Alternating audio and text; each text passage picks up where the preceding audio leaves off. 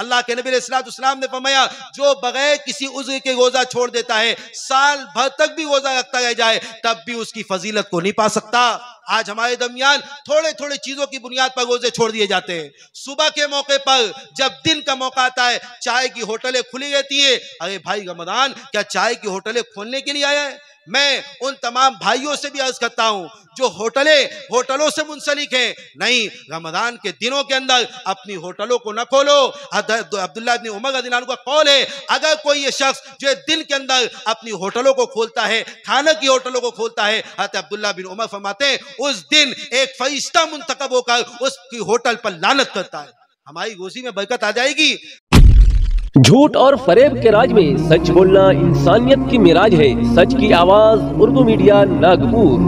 अस्सलामु अलैकुम व रहमतुल्लाहि व बरकातुहू। नहमदुहु व नुसल्ली अला रसूलिहिल करीम, अम्मा बाद। फ़ाऊज़ु बिल्लाहि मिनश शैतानिर रजीम। बिस्मिल्लाहिर रहमानिर रहीम।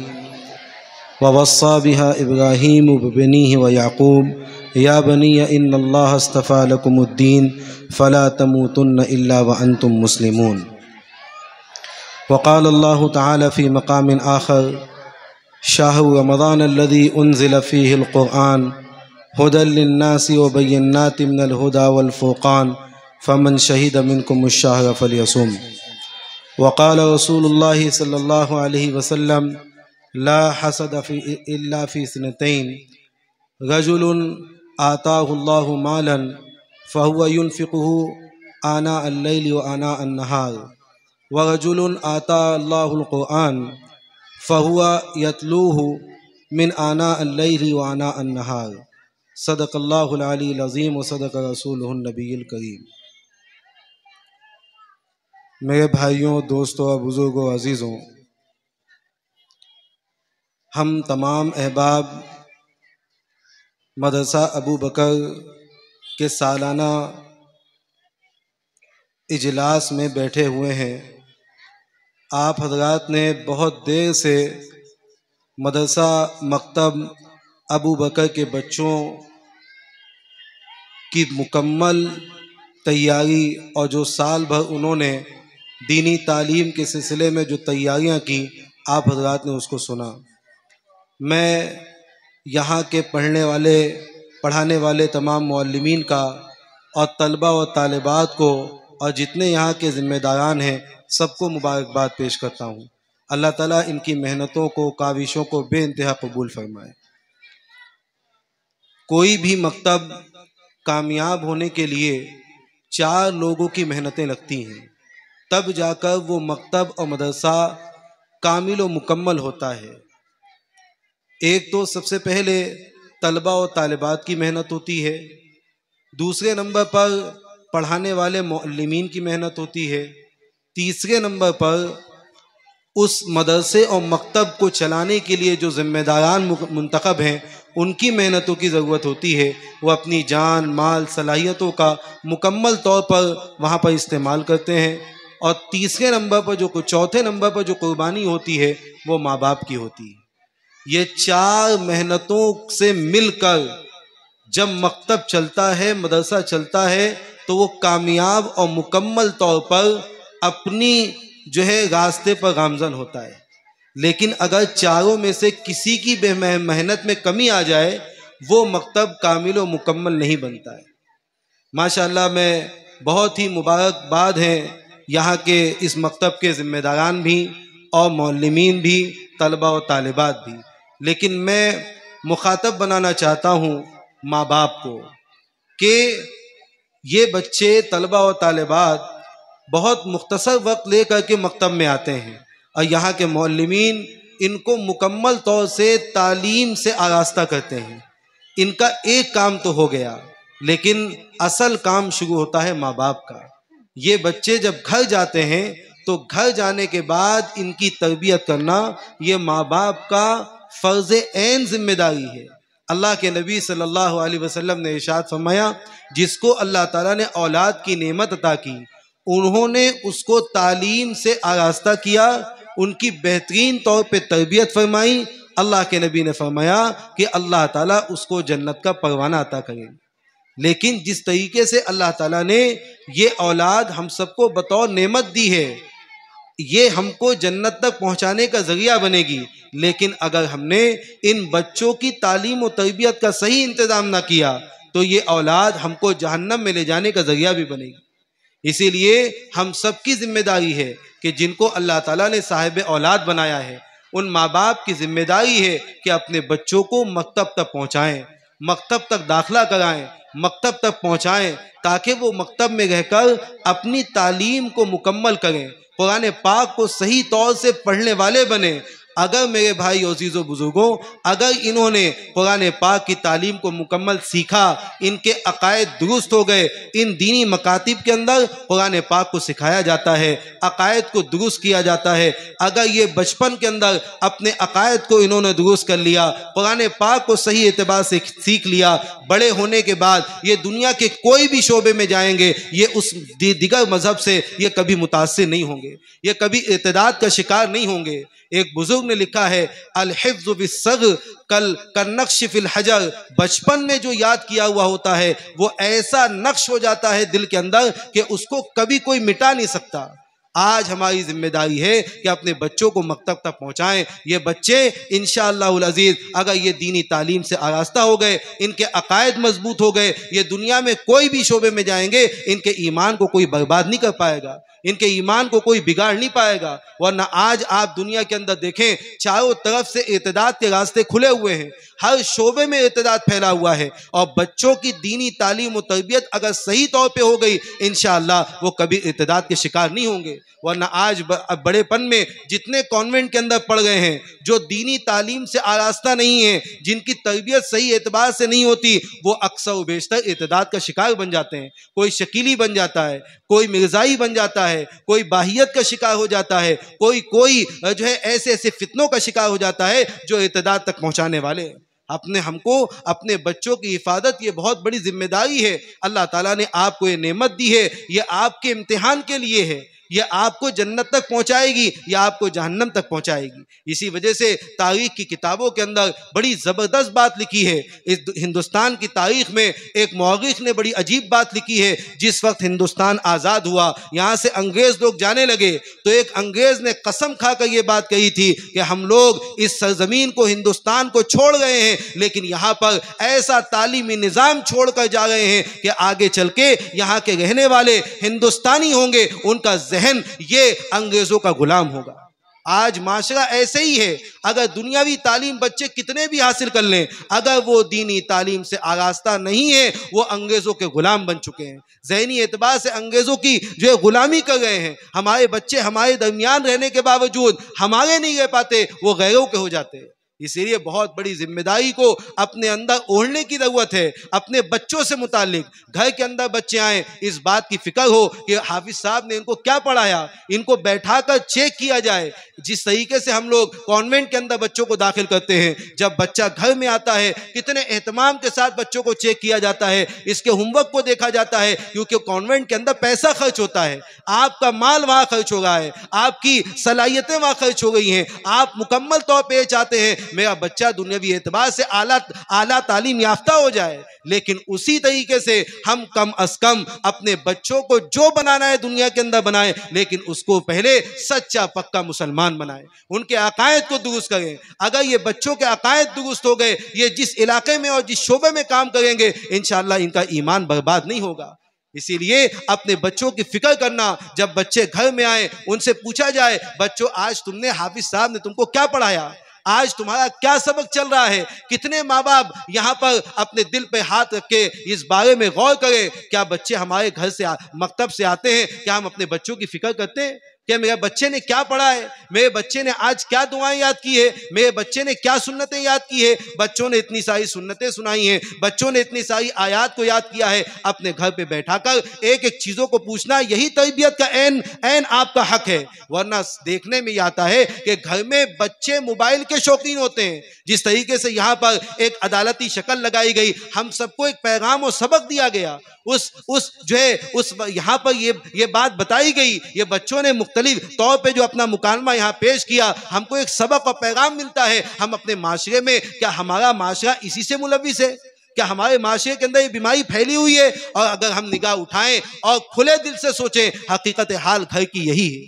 हर बच्चा मोबाइल का शौकीन, हर बच्चा गेम का शौकीन। घर के अंदर माँ बाप मोबाइल लेके बैठे रहते हैं, अपने बच्चों को टाइम नहीं देते। अपने दोस्तों के अंदर टाइम देने को वक्त है, माफ कीजिएगा, अपने रिश्तेदारों को टाइम देने के लिए वक्त है, अपने दोस्तों को टाइम देने के लिए वक्त है, घूमने जाने के लिए टाइम है, लेकिन घर के अंदर बच्चों को बैठकर उनकी तरबियत और उनका जायजा लेने के लिए कोई टाइम नहीं हमारे पास। अगर हमने बच्चों को इसी तरीके से रखा, खुदा की कसम हम बच्चों से उनके मुस्तकबिल के रोशन होने के बारे में हम तसव्वुर छोड़ दें, हम तसव्वुर छोड़ दें। अगर हम अपने बच्चों की तालीम के साथ साथ उनकी तरबियत का मुकम्मल तौर पे जायजा रखते हैं, उनको मोबाइल का हवाले उनके हाथ में मोबाइल हवाले नहीं करते, बल्कि देखा यह जाता है घर के अंदर बीवी भी है, वो अपना जान छुटकारे के लिए बच्चा सता रहा है तो मोबाइल दे दिया। वालिद मोहतरम घर में आए, अगर बच्चा सता है तो मोबाइल हाथ में दे दिया, कम से कम छुट्टी पाए थोड़ी देर के लिए। ये इनकी तरबियत नहीं है। अपने बच्चों को मोबाइल से बचाया जाए, अपने बच्चों को मोबाइल से दूर रखा जाए, वरना इन्हीं मोबाइल ने बहुत सारे बच्चों के मुस्तकबिल को खराब कर दिया, बहुत सारी नई नई अमराज के पैदा करने का जरिया बन गया। अल्लाह ताला ने कुरान पाक में जो सूरह हज के अंदर आयत मुबारका इरशाद फरमाई है, एक वक्त ऐसा आएगा कि दूध पिलाती हुई माँ अपने बच्चे को भूल जाएगी, एक हामला औरत अपने बच्चे को जो अपने वज़े हमल कर देगी, बच्चे को निकाल देगी। और आगे फरमाया वतरन्नास सुकारा, लोग नशे में होंगे, वमा हुम बिसुकारा, कुरान कहता है वो नशे में नहीं होंगे, वलाकिन्नल्लाहि अज़ाबुल्लाहि शदीद, लेकिन वो अल्लाह का अजाब होगा, ये सख्त अजाब होगा। आज बताइए, हजरात मुफस्सिरीन ने आज के बहुत से मुफस्सिरीन ने इस आयत मुबारका को आज के ज़माने पर फिट किया है। बहुत से लोगों को देखा जाता है मोबाइल में ऐसे धुन है, ऐसे मगन है, उनको पता नहीं चलता, वो नशे की हालत में है, गाड़ी चला गए तो मोबाइल में है, घर में बैठे तो मोबाइल में है, बात कर गए तो मोबाइल में है, हर वक्त हर आन सिर्फ और सिर्फ मोबाइल जो है समझ में आता है। अब बताइए नशा नहीं है? कुरान ने इसी नशे का तज़किरा किया और फरमाया वमाहुम बिसुकारा, वो नशा नहीं होगा, ये अल्लाह का सख्त अजाब होगा, ये हम पर अल्लाह का अजाब आया हुआ है। हमको इस सिलसिले में गौर करना चाहिए, अपने बच्चों को मोबाइल से दूर रखें, मोबाइल का आशिक और दीवाना ना बनाएं, उनको गेम खेलने के लिए दे गए, उनको जो है दिगर वीडियो देखने के लिए दे गए, बिल्कुल अपने बच्चों को इससे बचाएं, वरना इनका मुस्तकबिल बहुत खराब हो सकता है। और दूसरी बात यह है कि हम मकातिब की, मदारिस की अहमियत को जानें, अहमियत को समझें, उलमा की अजमत करें, उलमा की अजमत को जानें। ये साहिब इल्म है, अल्लाह ताला ने इनके सीने में कुरान पाक को रखा है। अगर हम उलमा की इज्जत करेंगे, उलमा की कदरदानी करेंगे, मकातिब की अहमियत को जानेंगे, इंशाअल्लाहुल अज़ीज़ हम कमा हक़्क़ून इन उलमा से, इन मकातिब से फ़ायदा उठा सकते हैं। वरना अगर हमने इन उलमा की कदरदानी ना की, इन मकातिब की कदरदानी ना की, अपने बच्चों को जो है मकातिब में भिजा कर उनका सही तालीमी जो है सरमाया पैदा ना किया, खुदा की कसम ये तमाम तर चीज़ें अल्लाह रब्बुल आलमीन की तरफ से तोहफा और नेमत है। इसी मैं आपको बताता चलूँ कि बगदाद का इलाका इल्मी मराकज़ का इलाका था, कितना बड़ा हल्का बगदाद का था, सब जगह सिर्फ और सिर्फ इल्मी मराकज़ खुले हुए थे, इतने सारी मसाजिदें, इतनी सारी खानकाएं, इतने सारी जो है कुतुब खाने, हर तरफ दीनी काम वहाँ पर फैले हुए थे। लेकिन जब वहाँ पर वहाँ के लोगों ने वहाँ के उलमा की, वहाँ की मसाजिद की, वहाँ की मकातिब की और वहाँ की खानकाओं की, वहाँ के मदारिस की अगर जो है नाकदरी कर ली, तो उनके साथ क्या वाक़या पेश आया, तारीख़ के अंदर लिखा हुआ है। मुफ्ती तकी उस्मानी साहब ने अपनी किताब में लिखा हुआ है, ऐसा वाकया पेश आया, पूरा बगदाद जो इल्म का गहवारा था वो सब के सब जहालत में बदल गए। वहां के लोगों ने जब तातारी वहां पर गालिब आए, सब के सब कुतुब खानों को, मसाजिद को, मकातिब को, खानकाओं को, सबको मिसमार कर दिया, सबको खत्म कर दिया। हत्ता के तारीख के अंदर लिखा हुआ है वहां के कुतुब खानों में जो किताबें थी उसका पुल बना दिया, उस पर गाड़ियों को चलाते थे, ये हालात कर दिए वहां के। लेकिन यह वाकया हम सब के लिए सबक है कि कदरदानी करने वालों के लिए सब कुछ मैसर होता है, और अगर हमने कदरदानी न की तो हमारे सामने वाकयात मौजूद हैं।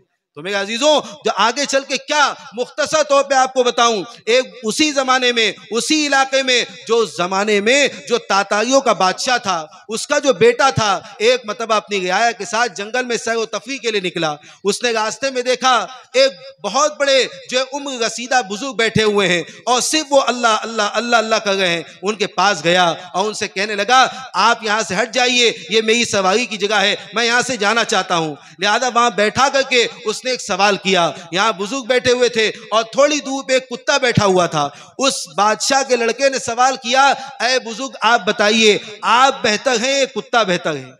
बुजुर्ग ने जो जवाब, वो हम सबके लिए सबक आमोज है। बुजुर्ग ने फरमाया, अगर मेरा अल्लाह मुझसे राजी है तो उस कुत्ते से बेहतर मैं हूं, अगर मेरा अल्लाह मुझसे नाराज है तो कुत्ता मुझसे बेहतर है।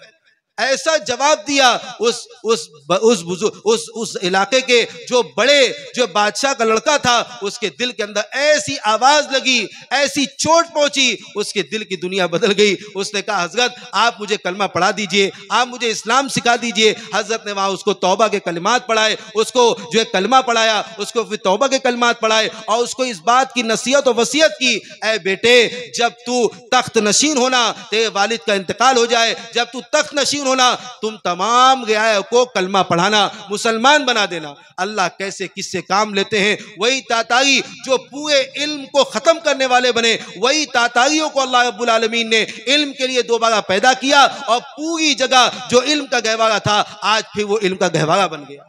क्या वहां पर फिर जब बादशाह का इंतकाल हुआ और फिर जब ये तख्त नशीन हुआ तो बादशाह के बेटे ने उनको नसीहत याद दिलाई। वालिद मोहतरम ने आपको नसीहत की थी, जब आप जो है शाही बादशाह बने तो आप तमाम रियाया को कलमा पढ़ाना। लिहाजा उसको वो नसीहत याद आई, उसने फिर लोगों को कलमा पढ़ाया, फिर तौबा करवाया, इस्लाम लाया। उसके बाद पूरी रियाया ने मिलकर मेहनत किया, तमाम मसाजिद जो गिर चुकी थी उसको दोबारा खड़ा किया, फिर उसके बाद खानकाहों को खड़ा किया, कुतुब खानों को बनाया, उलमा तैयार किए, हुफ्फाज तैयार किए, फिर से वो इल्म का मरकज बन गया। लिहाजा अल्लाह ताला ने ये तारीखी वाक़यात के जरिए से हमको सबक और पैगाम दिया। अगर हम मकातिब की कदरदानी करेंगे, मदारिस की कदरदानी करेंगे, उलमा की कदरदानी करेंगे, इंशाअल्लाह इनसे हम फ़ायदा उठाएंगे। और अगर हमने इनकी कदरदानी ना की, मामला तो ऐसे ही चलता रहेगा, हम अपनी ज़िंदगी से चले जाएंगे लेकिन फ़ायदा नहीं उठा पाएंगे।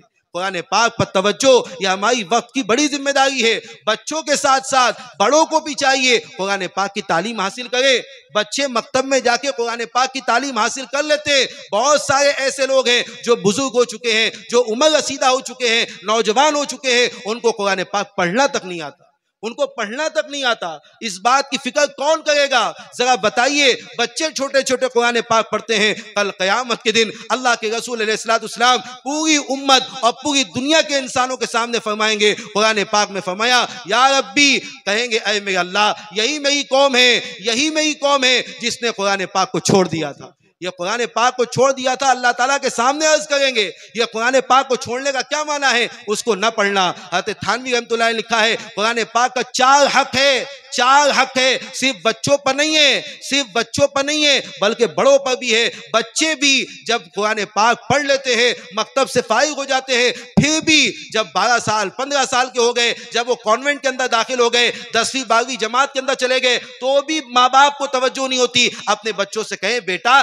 जो तुमने सबक याद किया है, कुरान पाक मुकम्मल कर लिया है, कम से कम उसको उठाकर पढ़ो तो सही। कुरान पाक का हक ये है, साल में 2 मरतबा खत्म करना चाहिए, साल में 2 मरतबा कम से कम खत्म किया जाए, यह कुरान पाक का हक है। हज़रत थानवी रहमतुल्लाह अलैह फरमाते हैं, कुरान पाक के 4 हुकूक हैं। सबसे पहले कुरान पाक को पढ़ना, उसको समझना, उस पर अमल पैरा होना और उसको दूसरों तक पहुंचाना। क्या हमने 4 हक अदा किए? हर एक ईमान वाले पर जिम्मेदारी है। कुरान पाक में फरमाया, इन्नहु ज़िक्रुन लका व लिक़ौमिका फसौफ़ तुसअलून। अल्लाह ताला ने इरशाद फरमाया, इस कुरान पाक में तुम्हारा और तुम्हारी उम्मत का तज़किरा है मोहम्मद सल्लल्लाहु अलैहि वसल्लम। कल क़यामत के दिन इस कुरान के मुतालिक तुमसे और तुम्हारी उम्मत से सवाल किया जाएगा। तुमने कुरान पाक के बारे में क्या किया? क्या तुमने उसको पढ़ा? कभी हमने खोल कर देखा? कभी हमने उसको समझा?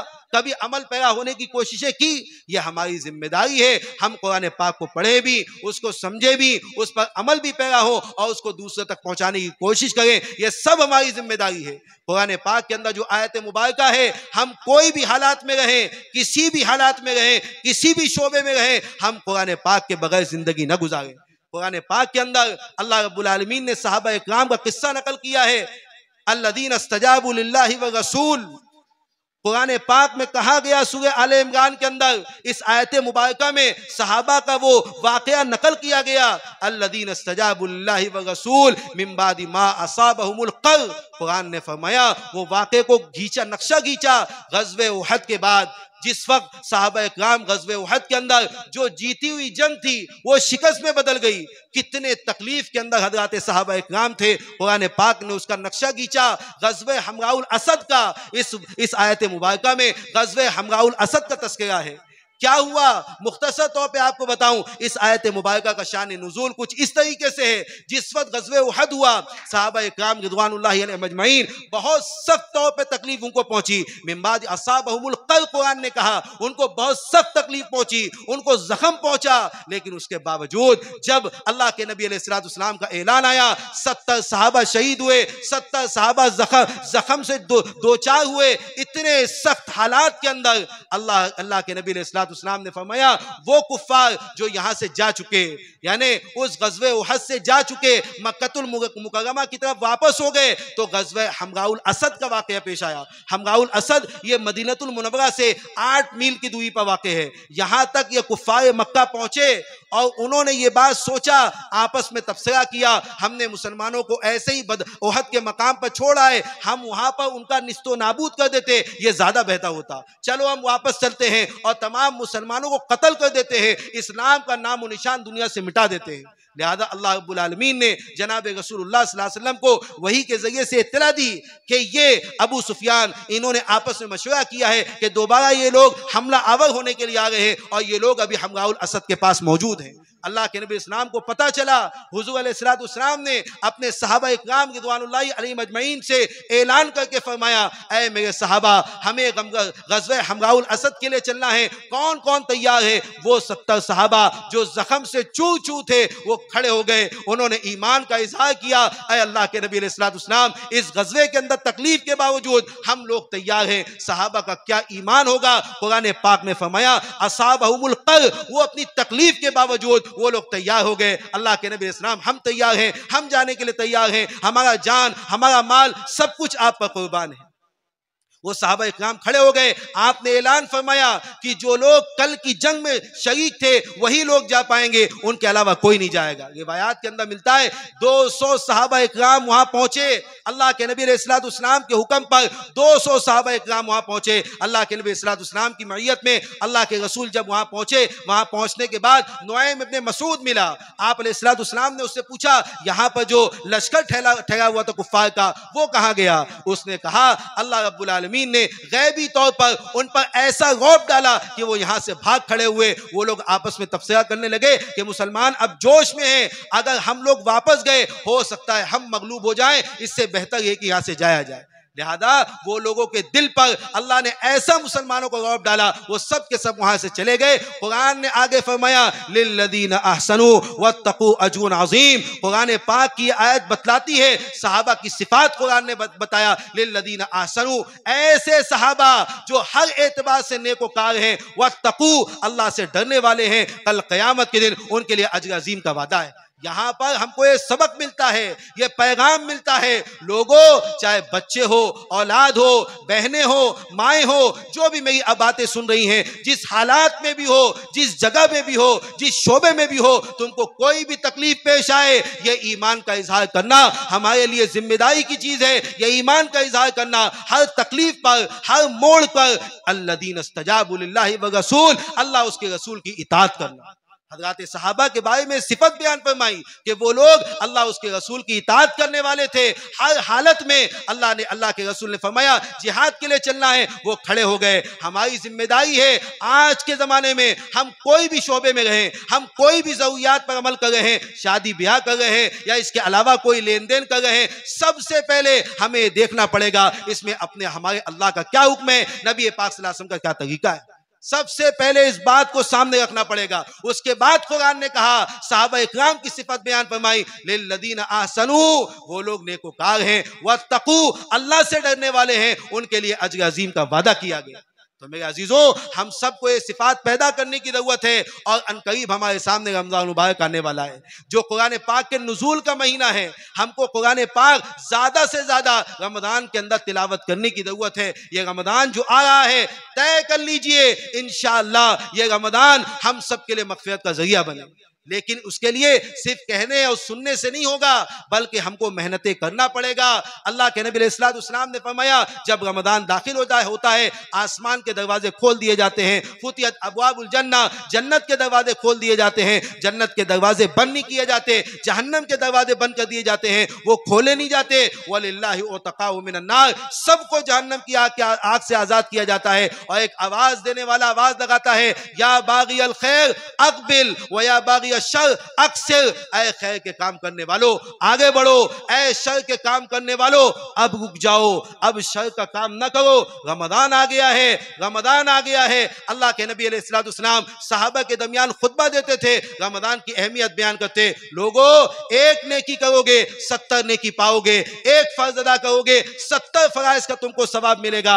ऐसी चीजें अल्लाह के नबी अलैहिस्सलातु वस्सलाम ने सहाबा के दरमियान बयान फरमाई। लेकिन मैं आपके सामने चंद बीमारियां, चंद ऐसी चीजें जो हमारे माशरे में राइज है, जो शरीयत के खिलाफ है, उस पर तवज्जो दिलाने की कोशिश कर रहा हूं कि हमारे माशरे में क्या होता है। रमजान आता है, लोग अपने कामों की तरतीब नहीं बनाते, लोग अपने कामों की तरतीब नहीं बनाते। रमजान आ गया, अहमियत के साथ अपने कामों की तरतीब बनाओ। हमको कितने कुरान मुकम्मल करना है, हमको तरावी का एहतमाम करना है, हमको बैठकर अपने बच्चों की तरबियत करनी है, एक एक चीजों पर अमल करना है, एक एक सुन्नतों पर अमल करना है। अगर हम इंशाअल्लाह रमजान को सही इबादत के साथ गुजारेंगे, इंशाअल्लाह ये रमजान हम सबके लिए मग़फ़िरत का जरिया बन जाएगा। अल्लाह के नबी सल्लल्लाहु अलैहि वसल्लम ने फरमाया, बाऊदा मन कफर, आपने फरमाया हलाक हो जाए वो शख्स, मन अदरक रमजान फलम युगफर लहू, जिसने रमजान का महीना पाया उसने अपने अल्लाह को राजी न करवा लिया हो, अल्लाह की तरफ से उस पर लानत है।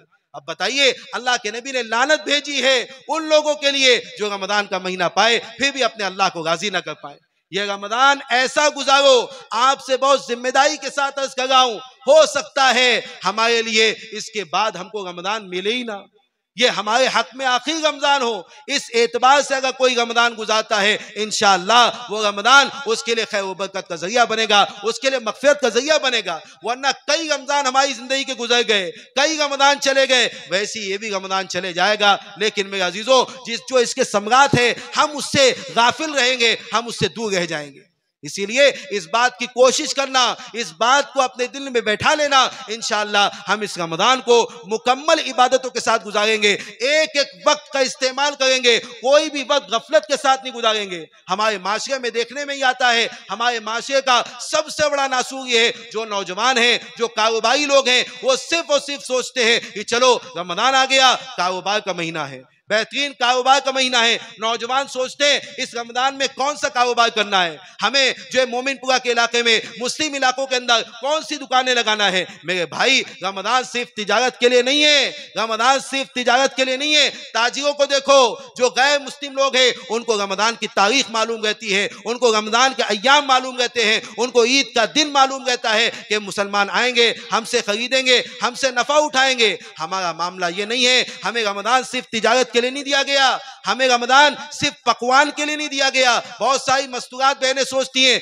रमजान आ गया, अब बेहतरीन खाने बनाएंगी, अब फला फला क्या इफ्तारी भेजेंगी। अल्लाह के नबी अलैहिस्सलातु वस्सलाम ने मना फरमाया। एक सहाबी ने पूछा, अल्लाह के नबी अलैहिस्सलातु वस्सलाम, इफ्तारी का बदला तो बहुत आला है, लेकिन हमारे पास तो इतनी चीज भी नहीं होती कि हम लोगों को इफ्तारी करा दें। कुर्बान जाइए अल्लाह के नबी अलैहिस्सलातु वस्सलाम पर। आपने फरमाया ये अज्र व सवाब सिर्फ और सिर्फ एक खजूर खिलाने पर भी अल्लाह ताला दे देते हैं, एक घूंट पानी पिलाने पर दे देते हैं, एक घूंट लस्सी का प्याला पिलाने पर दे देते हैं। जरूरी नहीं है उसको पेट भर के इफ्तारी कराई जाए, ये कोई जरूरी नहीं है। अल्लाह के नबी अलैहि सलाम की इफ्तारी क्या थी, आज हमारे दस्तरखान कैसे भरे पड़े रहते हैं। रमजान के अंदर हमारे खाने पीने का पूरा निजाम बदल जाता है। हालांकि अल्लाह के नबी अलैहि की इफ्तारी को सामने रखिए, हमारे अकाबरीन की इफ्तारी को सामने रखिए। अल्लाह के नबी अलैहि सलाम क्या इफ्तारी फरमाते थे। हज़रत आयशा फरमाती हैं, अल्लाह के रसूल अलैहि सलाम इफ्तारी में सिर्फ 2 खजूर और 3 घूंट पानी पर आप इफ्तारी फरमाते थे। हमारे नबी जिसके सदक़े में रमजान मिला, जिसके सदक़े में अहकामात नाजिल हुए, उनका आलम यह है इफ्तारी का। और आज उम्मत मुस्लिमा का इफ्तारी का हाल ये है कि इफ्तारी पर ऐसे टूटते हैं कि नमाज मगरिब कज़ा हो जाती है, इसकी फिक्र नहीं होती। और फिर जब पेट भर का खाना हो जाता है, बिल्कुल सैराब हो जाते हैं, अब तरावी में जी नहीं लगता। अब तरावी में भी आते हैं तो इमाम साहब पर एतराज करने लगते हैं, इमाम साहब बहुत लंबी तरावी पढ़ा रहे हैं, बहुत धीरे धीरे पढ़ा रहे हैं। ये एतराजात अवामुन्नास करती है, मेरे बुजुर्गों अजीजों, अपने रमजान को ऐसा ना बनाओ, अपने रमजान को ऐसा ना बनाओ। तरावी का एहतमाम बहुत बड़ा एहतमाम है। तरावी की नमाज, तरावी का एक सज्दा 20 लाख की नेकियों से भरा हुआ है, 20 लाख की नेकियों से भरा हुआ है। बहुत सारे मुसलमानों का आलम यह रहता है सिर्फ रमजान सोने के लिए, बस फजर की नमाज पढ़ के जो सोए जोहर में उठे, जोहर की नमाज पढ़े जो सोए असर में उठे, फिर जो सोए। पता नहीं ऐसा लगता है नींद का ऐसा खुमार आ चुका है, सिर्फ रमजान में नींद आती है। ये सकीना कहां से नाजिल हो गई? ये शैतान का धोखा है, ये नफ्स के अंदर का धोखा है। हम अपने अंदर ऐसे रोजे की सिफात पैदा करें, हम इस्तेहज़ा का मादा पैदा करें। नहीं, रमजान इसके लिए नहीं है। ऐसी गफलत के साथ रमजान गुजारना, रमजान की बेएहतरामी करना है, बल्कि एक एक औकात को तय करें। हमको कब से कब तक सोना है, कितना कुरान पढ़ना है, कब से कब तक पढ़ना है, तिजारत पर कब जाना है। एक माँ अपने बच्चों से कहती है धूप की शिद्दत है बेटा, रोजा क्या रखेगा। माँ बाप कहते हैं बेटा इतनी दूर स्कूल जाएगा, 10वीं का इम्तिहान चल रहा है। पिछले मौके पर मेरे पास एक साहब का फोन आया कि जी मेरे बेटे ने रोजा इसलिए नहीं रखा क्योंकि वो 10वीं के इम्तिहान के लिए गया हुआ है। अभी भी जो है 10वीं की तैयारी चल रही है, 12वीं की तैयारी चल रही है। एक मर्तबा आप दिल पर हाथ रखें, हमारा बच्चा अगर उस शिद्दत में मर भी जाए लेकिन रोजा छोड़ना आपके लिए जायज नहीं होगा। ऐसे मौकों पर जबकि शरीयत के अंदर जो अहकामात बताए गए हैं, जो अहकामात जिक्र किए गए हैं, जब तक वो उज़्र ना पाया जाए तो रमजान के रोजे ना छोड़े जाएं। अल्लाह के नबी अलैहिस्सलाम ने फरमाया जो बगैर किसी उज़्र के रोजा छोड़ देता है, साल भर तक भी रोजा रखता रह जाए, तब भी उसकी फजीलत को नहीं पा सकता। आज हमारे दरमियान थोड़े थोड़े चीजों की बुनियाद पर रोजे छोड़ दिए जाते हैं। सुबह के मौके पर जब दिन का मौका आता है, चाय की होटलें खुली रहती है। अरे भाई रमजान क्या चाय की होटलें खोलने के लिए आया है? मैं उन तमाम भाइयों से भी अर्ज करता हूं जो होटलों से मुंसलिक हैं, नहीं, रमजान के दिनों के अंदर अपनी होटलों को न खोलो। अब्दुल्लाह इब्न उमर रज़ियल्लाहु अन्हु का कौल है, अगर कोई ये शख्स जो दिन के अंदर अपनी होटलों को खोलता है, खाना की होटलों को खोलता है, हज़रत अब्दुल्लाह बिन उमर फरमाते हैं उस दिन एक फरिश्ता मुंतखब होकर उसकी होटल पर लानत करता है। हमारी रोजी में बरकत आ जाएगी। दिन के उजाले में हज़रत अब्दुल्लाह बिन उमर फरमाते अगर कोई आदमी दिन के मौके पर रोजा को जो है होटलें खोलता है, अल्लाह के रसूल अलैहिस्सलाम की हदीस के अंदर से जो है बाद साहबा ने अर्ज किया है उसको 80 कोड़े लगाए जाएं। अगर इस्लामी हुकूमत हो 80 कोड़े लगाए जाएं, बादशाह वक्त उसको 80 कोड़े लगाएगा। लेकिन आज हमारे जमाने में अगरचे यहाँ पर इस्लामी सल्तनत नहीं है, लेकिन हमारा दिल इस बात से खौफ खड़ा हो कि नहीं, रमजान का महीना है, हम अपनी होटलें न खोलें। अल्लाह रिज़्क़ देने वाला है। कुरान हदीस मुबारका में हुजूर ने इरशाद फरमाया वज़ाद रिज़्क़ुल मोमिन, अल्लाह ताला मोमिन का रिज़्क़ बढ़ा देते। वो मोमिन का रिज़्क़ वैसे ही बढ़ जाता है। रमजान में कोई भूखा नहीं रहता, कोई भूखा नहीं रहता, कोई भी किसी भी एतबार से तंगदस्त नहीं रहता। अल्लाह ताला उसकी रोजी को बढ़ाते हैं, वो आगे बढ़ता है। तो मेरे अजीजों, रमजान को बड़े एहतमाम के साथ गुजारना। जितने भाई बैठे, जितने लोग होटलों के अंदर काम करते हैं, सब ये तय कर लें इंशाअल्लाह पूरी नई बस्ती के अंदर, पूरी टेका के अंदर, पूरे मुसलमानों के इलाके में जहां कई लोग बसते हैं, इंशाअल्लाह हमारी तरावी नहीं छूटेगी। बहुत से लोग कुरान पाक छोड़ देते हैं कि नहीं साहब हमारे को तो पढ़ना ही नहीं होता, हमारे को खड़े रहना नहीं होता। बहुत सारे लोग गुटके खगे के आती है, नहीं हमसे रोजा नहीं रखा जाता। ये कोई उज़्र नहीं है, ये उज़्र काबिल कबूल नहीं है। अल्लाह के नबी इस्लाम की हदीस से पता चलता है वो शख्स जो बगैर किसी उज़्र के रोजा छोड़ देगा, कल क़यामत के दिन 2 लाख मरतबा जहन्नम की आग में जलाया जाए। इतनी सख्त वईद है उन लोगों के लिए हमारे दरमियान बगैर किसी उज़्र के रोजा छोड़ दिया जाता है। इसीलिए बिल्कुल एहतमाम के साथ हम ये नियत करें। मैं बहुत जिम्मेदारी के साथ आखिरी बात कहते हुए अपनी बात खत्म कर रहा हूं। मेरे भाइयों, ये इस्तेज़ा के साथ रोजा रखें। हो सकता है ये रमजान हमारे हक में आखिरी रमजान, हो सकता है आइंदा रमजान हमको न मिल पाए। इंशाअल्लाह हमारा ये अमल इतना इस्तेज़ा, इतना काबिल कबूल होगा, हमारे हर अमल के अंदर इस्तेज़ा पैदा कराएगा। और इसी तरीके से आखिर में एक बात और अर्ज करूं, अगर कोई अमल कबूल होता है तो एक साहिब निस्बत बुजुर्ग फरमाते हैं कोई अमल के कबूल होने की अलामत यह है अल्लाह ताला उसको दूसरे अमल करने की तौफीक देते हैं। इसीलिए जो रमजान के बाद नमाजों के एहतमाम पर आ जाए, कुरान पाक की तिलावत पर आ जाए, ये इस बात की अलामत है हमारे रमजान के रोजे और तरावी कबूल हो गई। लेकिन हमारा रमजान तो ऐसा जाता है कि रमजान का चांद दिखा तो नमाजी, रमजान का चांद गया, ईद का चांद आया तो हम बेनमाजी। अब रमजान गया, अब नमाज पढ़ने की जरूरत नहीं, अब तिलावत करने की जरूरत नहीं। मेरे अजीजों, नहीं, ये रमजान हमारी जिंदगी की तब्दीली का जरिया बनना चाहिए। इंशाअल्लाह हमारे रमजान भी कबूल होगा, रोजे भी कबूल होंगे, और जो सम्राट इससे मिलना है इंशाअल्लाह हमारे अंदर वो भी आएंगे। हमारी दिल की दुनिया बदल जाएगी, हमारी जिंदगी तब्दील हो जाएगी। अल्लाह ताला मुझे आपको सबको अमल करने की तौफीक अता फरमाए। ये रमजान हम सब के लिए खैर व बरकत का जरिया बनाए, हम सब के लिए मगफिरत का जरिया बनाए, और यहाँ के होने वाले इस इज्तिमा को बेइंतहा कबूल फरमाए। यहाँ के मौलमीन की मेहनतों को, जिम्मेदारों की जिम्मेदारी को, सबको अल्लाह ताला को बेइंतहा कबूल फरमाए। आमीन व मा अलैना इल्लल